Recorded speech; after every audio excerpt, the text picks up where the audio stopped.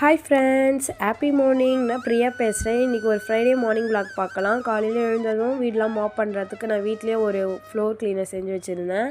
இதை வச்சு நம்ம வீடு க்ளீன் பண்ணும்போது குழந்தைங்க வீட்டெலாம் கொஞ்சம் எந்த ஒரு கெமிக்கல் யூஸ் பண்ணாமல் இந்த மாதிரி யூஸ் பண்ணால் அவங்களுக்கு எந்த ஒரு இன்ஃபெக்ஷனும் வராது.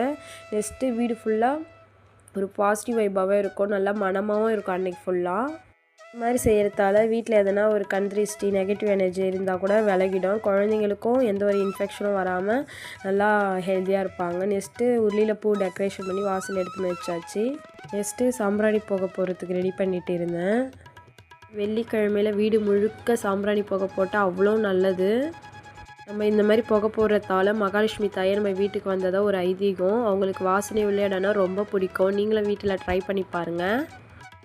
நம்ம வெளியே இருந்து தான் புகை போட்டு வீட்டுக்குள்ளே கொண்டுட்டு வரணும். மகாலட்சுமி தாயை நம்ம வீட்டுக்குள்ளே வந்ததாக ஒரு ஐதீகம். நீங்களும் ட்ரை பண்ணுங்கள் இந்த மாதிரி.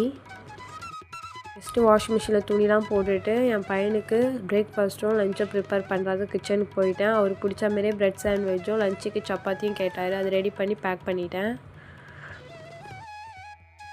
நான்லாம் சின்ன வயசாக இருக்கும்போது எங்கள் அம்மா என்ன செஞ்சு தராங்களோ அதை தான் எடுத்துகிட்டு போவேன் ஸ்கூலுக்கு. இப்போ இருக்க பிள்ளைங்களாம் அவங்களே ஒரு மெனு கொடுத்துட்றாங்க, இது வேணும் அது வேணும்னு.